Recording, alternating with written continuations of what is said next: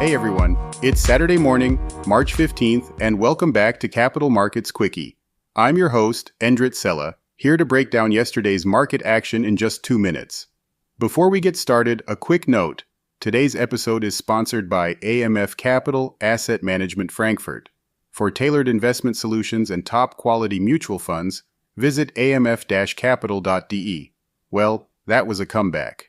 After a rough week in the markets, stocks staged a strong rally on Friday, shaking off correction fears, at least for now. So, the Standard & Poor's 500 jumped more than 2.1% after officially entering correction territory on Thursday. The Nasdaq led the way, climbing over 2.6% as tech stocks took off, and the Dow wasn't far behind, rising more than 600 points, or 1.6%. Now, what changed? For starters, the threat of a government shutdown eased after Senate Democratic leader Chuck Schumer backed off his plan to block a funding bill. That gave markets some breathing room. But make no mistake, this week was tough.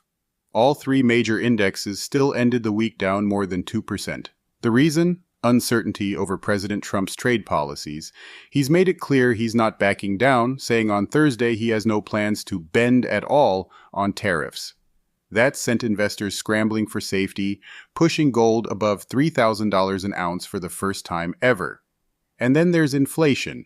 The latest data suggests price pressures are easing in the way the Federal Reserve wants, which is good news. But consumer sentiment? That's another story.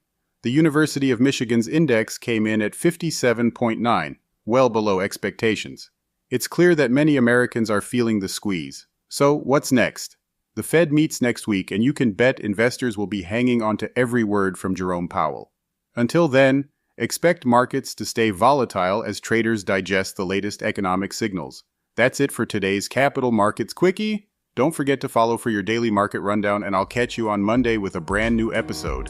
Have a great weekend, everyone.